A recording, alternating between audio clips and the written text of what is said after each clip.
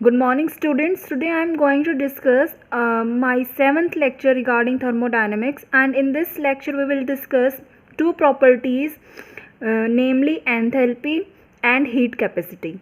So let us start with our lecture. First of all, let us see what the definition says. Enthalpy, it is denoted by H, the total energy associated with a system, which include its internal energy and also energy due to the external factors such as pressure, volume, conditions. अब ये तो इसकी एक statement हो गई, लेकिन इसको थोड़ा सा रिलेट करते हैं. ये इसका मैथमेटिकल फॉर्म हो गया H equal to U plus P V. U है इंटरनल एनर्जी और पी वी है वो कंडीशन, वो फैक्टर जिससे एक्सटर्नली और इसकी ओवरऑल एनर्जी इंक्रीज़ हुई है. तो अब इसको थोड़ा सा रिलेट करते हैं इस डेफिनेशन को, जिससे आपको ये समझने में आसानी हो. इसको हम इस ढंग से समझ सकते हैं इस डेफिनेशन को. फॉर एग्जांपल मतलब हमारे मैंने बस ये एक सिंपल सा एग्जांपल इसलिए लिया है ताकि आप इस डेफिनेशन को उससे रिलेट कर पाओ. फॉर एग्जांपल कोई स्टूडेंट है और उसके मतलब उसका एक बहुत इम्पॉर्टेंट एग्ज़ाम है कल. तो वो मतलब जो उसकी मदर है वो उसके लिए क्या करती है, जो उसको अच्छा फूड मतलब जो भी उसका पसंद का खाना है वो उसको बना के देती है और उसको बूस्ट अप करती है इसके थ्रू. तो ये तो एक वे हो गया. अब जो ये फूड इनटेक करेगा खुशी के साथ, क्योंकि इसको ये खाना बहुत पसंद है, तो ये जो फूड से इसको एनर्जी मिलेगी, ये इसकी क्या होगी, इंटरनल एनर्जी. ऐसे ही एक दूसरे घर में या एक दूसरे केस में यही पेरेंट उस बच्चे को उसकी पसंद का खाना तो देती ही है बना के, साथ के साथ उसको मॉरली बूस्ट करती है. मतलब उसको समझाती है कि आप अच्छा करके आओगे और आपके अंदर पूरा कॉन्फिडेंस है, आप अच्छे से आपने सारा सिलेबस किया है. मतलब उसको एक मॉरली बूस्टर की तरह मतलब उसके लिए काम करती है.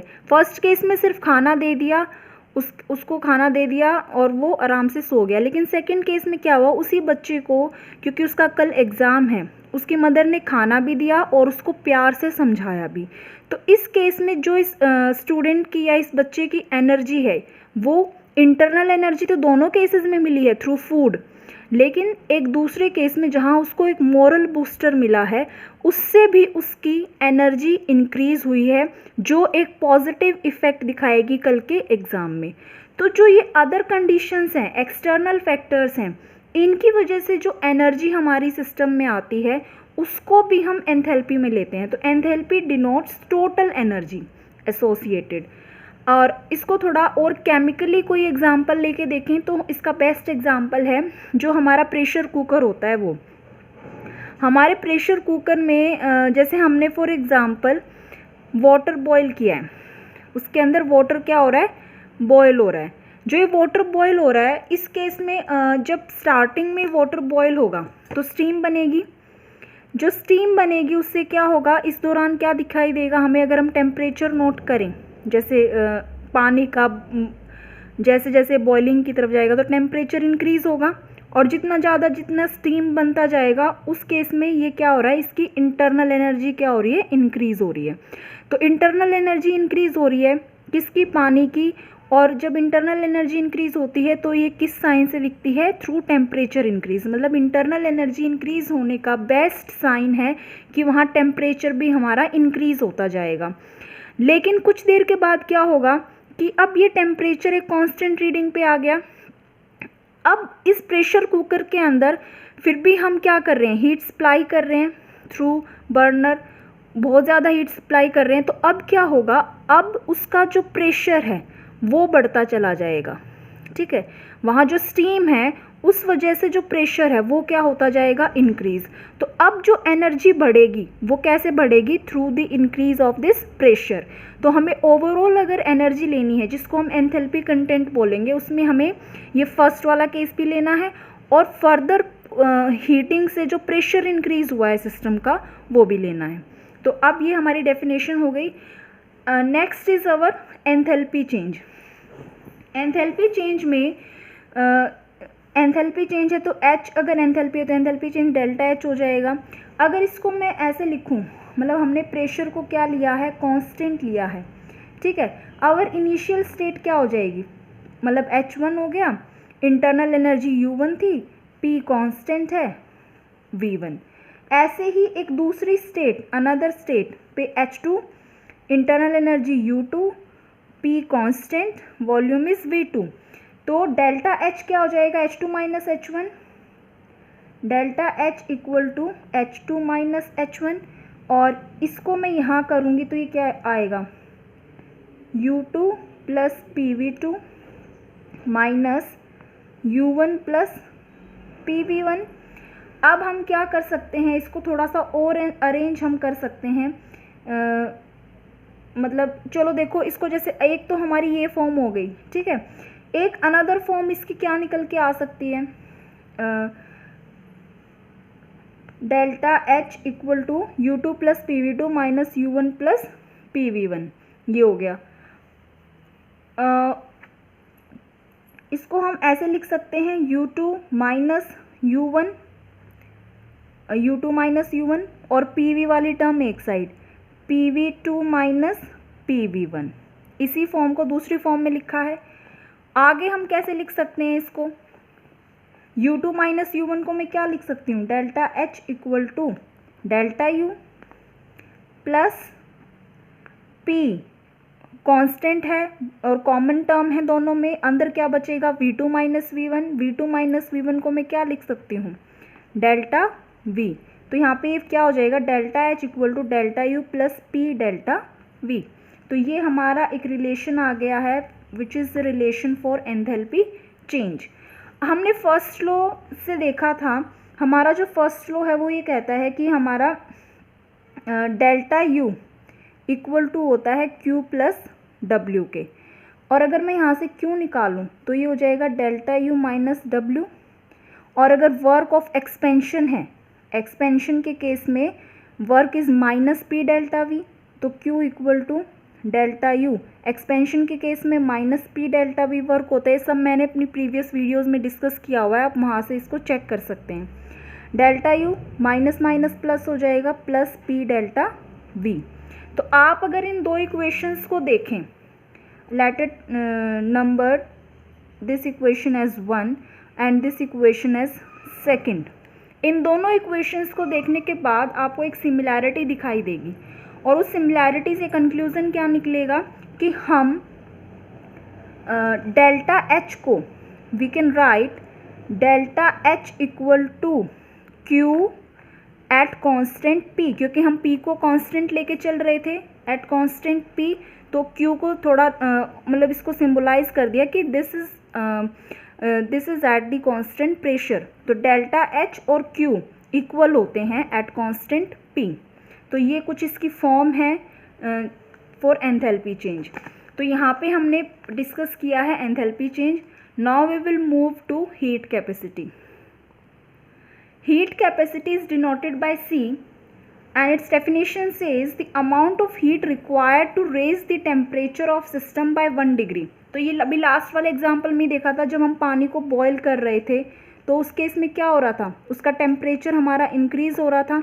तो बस ये थोड़ा स्पेसिफिकेशन है कि कितना हीट लगे कि उस सिस्टम का टेम्परेचर 1 डिग्री से चेंज हो, ठीक है। तो इसको मैथमेटिकल रिप्रेजेंटेशन इसकी होगी C equal to Q by delta T। और फॉर स्मॉल चेंज, अगर हमें स्मॉल चेंजेस के लिए लिखना है तो डेल Q बाय dt, ठीक है। अब हीट कैपेसिटी हम पढ़ते हैं at constant volume and at constant pressure. तो उसके लिए भी हम देखते हैं, first of all we will find out heat capacity relation for constant. तो अब हम यहाँ फर्स्ट केस लेंगे, heat capacity at constant volume. तो हीट कैपेसिटी अभी पढ़ा था, C is taken as del Q by dt, ठीक है। और हमारा फर्स्ट लॉ के according delta U was equal to Q plus W, Q equal to delta U minus W। अब अगर हम यहाँ पे वर्क डन लेते हैं एक्सपेंशन के लिए, for expansion of an ideal gas, तो उस केस में हमारा वर्क डन होता है minus P delta V, negative होता है। तो ये हो जाएगा delta U minus minus plus हो जाएगा, प्लस P डेल्टा V। अब हमें हीट कैपेसिटी की वैल्यू निकालने के लिए क्या है कंडीशन हमारी, एट कांस्टेंट वॉल्यूम। तो इसीलिए इस हीट कैपेसिटी को हम CV भी लिख सकते हैं। कांस्टेंट वॉल्यूम कंडीशन पे हमारा यहाँ पे अगर हम कांस्टेंट वॉल्यूम की कंडीशन लगाएं तो अगर V कांस्टेंट है तो डेल्टा V क्या हो जाएगा, 0, ये टर्म 0 हो गई। तो अगर मैं यहाँ लिखूँ QV, पहले इसको थोड़ा सा और चेंज करते हैं क्योंकि यहाँ पे हमने क्या लिया है, स्मॉल चेंजेस लिए हैं, यहाँ हमने मेजरेबल चेंजेस लिए हैं।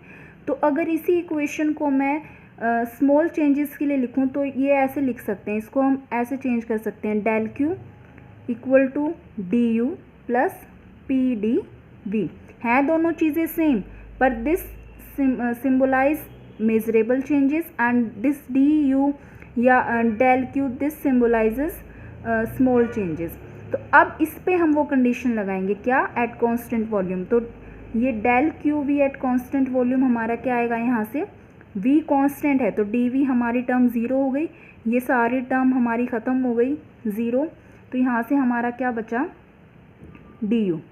ठीक है, अब वैल्यू देखो यहाँ पे, इन दोनों को रिलेट करो, हमें क्या निकालना है, हम इस यहाँ पे C को C equal to del Q by dt, मतलब Q को डिफ्रेंशिएट कर रखा है विद रिस्पेक्ट टू टेम्परेचर। तो वही चीज़ हम यहाँ करेंगे, del Q by del T at constant V। तो यहाँ भी हम पार्शियल ही इसको लिखेंगे, del Q by del T at constant V। ये पार्शियल डिफरेंशिएशन का साइन होता है ऐसे, और ये लिखना इसलिए ज़रूरी है क्योंकि जो यहाँ पे हमारा वेरिएबल है, जैसे u है, u is the function of t and v। अगर ऐसा कोई वेरिएबल है जो मोर देन वन पैरामीटर पे डिपेंड करता है तो वहाँ जब उसका डिफरेंशिएशन होता है तो हम सीधा यहाँ पे ऐसे नहीं लिख सकते du बाय dt, ये गलत रिप्रेजेंटेशन है। इसको ढंग से रिप्रेजेंट करने के लिए ऐसे कंडीशंस में उसके लिए साइन होता है डेल, ये हो गया। तो यही हमें यही चीज़ निकालनी थी एट कांस्टेंट वॉल्यूम। तो हमारा रिजल्ट क्या आया, यहाँ पे V लगा सकती हो क्योंकि एट कांस्टेंट वॉल्यूम हमें निकालना था। तो जो हम दिस फर्स्ट इक्वेशन इसको कंसिडर कर लेते हैं और सेकंड इक्वेशन इसको कंसिडर कर लेते हैं। तो CV, पहले यहाँ पे CV हमारा क्या होगा, del QV by del T, यही होगा। तो ये किसके इक्वल आ रहा है, दोनों इक्वेशंस को देखेंगे तो CV can be taken as del U by del T at constant V। ठीक है, और इसको सिंपल रिप्रेजेंटेशन हम इसकी क्या दे सकते हैं, neglecting this partial differentiation terms we can write this one as simply CV equal to DU by DT at constant V। उसको लिखो चाहे ना लिखो, यहाँ पे वो सिंबलाइज हो रहा है, यहाँ से भी वो अंडरस्टूड है क्योंकि यहाँ पे लिखा हुआ है CV। ठीक है, तो ये हमारी फॉर्म हो गई किसके लिए, heat capacity at constant volume which is equal to DU by DT।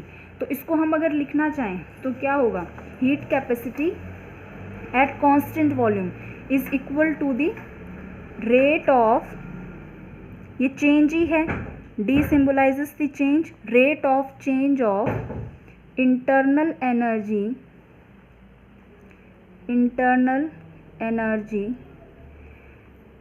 with temperature, rate of change of internal energy with temperature at constant, क्या रहा था हमारा, at constant volume। ठीक है, so let us see heat capacity at constant pressure।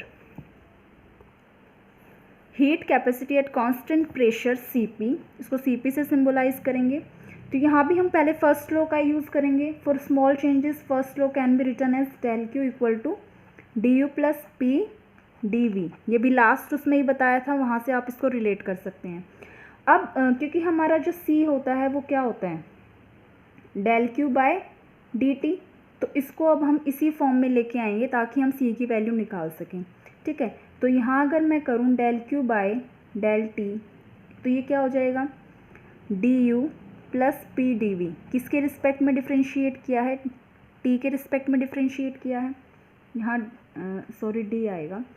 अब इसके बाद del Q bye ये हमारा क्या होता है, C होता है, C equal to DU plus PdV by DT, ये हो गया।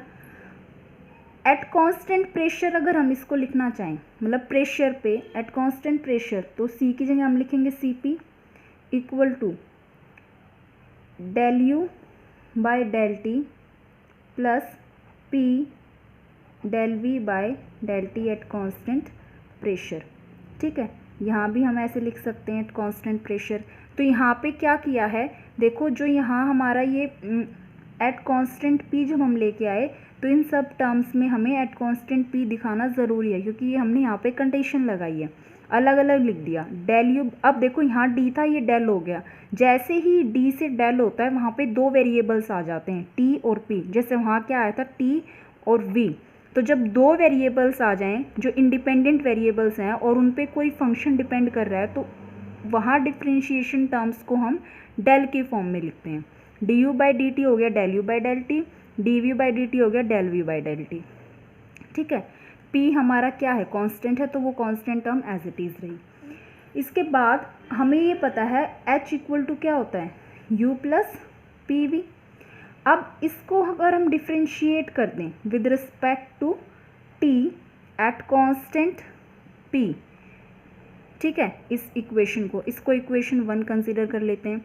अब यहाँ पे हमारा क्या होगा, हमें इस इक्वेशन को डिफ्रेंशिएट करना है with respect to T at constant P. तो यहाँ पे हो जाएगा delta H by delta T at constant P. देखो वही चीज़ है, जब दो वेरिएबल्स आ जाएंगे जिनके रिस्पेक्ट में डिफ्रेंशिएट होना है, तो वहाँ पे अगर एक चीज़ कांस्टेंट है तो उसको दिखाने के लिए we will use partial differentiation equal to delta U by delta T at constant P plus P into delta V by delta T at constant P. ये कौन सी इक्वेशन हुई है, इस इक्वेशन को हमने डिफ्रेंशिएट किया है, डेल्टा एच बाय टी के रिस्पेक्ट में किया है एट कांस्टेंट पी। तो ये हो गया। अब इस इक्वेशन को that it says second equation, first और सेकंड इक्वेशन को अगर हम कंपेयर करें तो हमारा एक रिजल्ट आएगा। उस रिजल्ट को मैं क्या लिख सकती हूँ, C P can be written as delta H by delta T at constant P. ठीक है, और अगर हम इसको सिंपली लिखना चाहें, जैसे कांस्टेंट पी वाला हम पैरामीटर ना देखें क्योंकि it is understood at constant P यहाँ पे लिखा हुआ है, तो C P can be written as C P equal to delta H by delta T या D H by D T. ठीक है, सी वी क्या आया था, C V was D U by D T और सी पी क्या आया है, D H by D T. इसको अगर मैं इसको वर्डिंग्स में लिखना चाहूँ तो इसके लिए मैं क्या वर्डिंग यूज़ कर सकती हूँ, C P heat capacity at constant pressure is equal to the rate of change of enthalpy with temperature at constant क्या है यहाँ पे, प्रेशर। तो यहाँ हमने दोनों हीट कैपेसिटी डिस्कस कर ली है eight constant volume and constant pressure. अब कुछ डेफिनेशंस हैं उनको भी देख लेते हैं एक बार। तो यहाँ फर्स्ट डेफिनेशन है स्पेसिफिक हीट कैपेसिटी। स्पेसिफिक मतलब कुछ चीज़ स्पेसिफाई कर दी, क्या स्पेसिफाई कर दिया, mass, the quantity of heat required to raise the temperature. पहले क्या था, ऑफ सिस्टम, अब उस सिस्टम का क्या स्पेसिफाई हो गया है, मास, कि 1 ग्राम सब्सटेंस का टेम्परेचर 1 डिग्री या 1 केल्विन से बढ़ाने के लिए कितनी हीट की रिक्वायरमेंट है। तो specific heat capacity equal to C by M, इसको स्मॉल एम से डिवाइड कर दिया, where small M denotes the mass of the given substance. Molar heat capacity similar होगी एज स्पेसिफिक हीट कैपेसिटी। यहाँ पे क्या डिफाइन किया होगा, कंसंट्रेशन या उसकी number of moles. The quantity of heat required to raise the temperature of, जैसे यहाँ 1 ग्राम था, यहाँ 1 mole of the substance through 1 kelvin और 1 डिग्री। तो यहाँ पे क्या हो जाएगा, it is divided by capital M, capital M denotes here molar mass. ठीक है, तो अगर मैं इसकी यूनिट पूछूं आपसे तो आप इसकी यूनिट मुझे बता सकते हैं। देखो बहुत इजी है इसकी यूनिट निकालना, मैं आपको बता देती हूँ। क्यू है हमारा, ठीक है, क्यू क्या है, हीट है, हीट की फॉर्म एनर्जी की फॉर्म है तो जूल। नीचे क्या है डिनोमिनेटर में, टेम्परेचर चेंज है पर केल्विन, और मोलर मास है पर मोल। तो इसकी यूनिट क्या हो गई हमारी मोलर हीट कैपेसिटी की जूल पर केल्विन पर मोल, या सिंपली स्पेसिफिक हीट कैपेसिटी भी आ जाए तो वहाँ भी हमारा यूनिट इस फॉर्म में ही रहेंगी। आपको बस डिनोमिनेटर की यूनिट देखनी है और उसको कन्वर्ट करके लिखना है।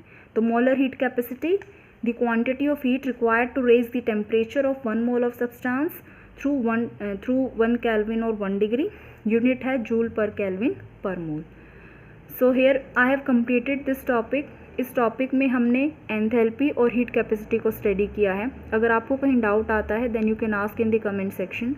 Thank you students and have a nice day.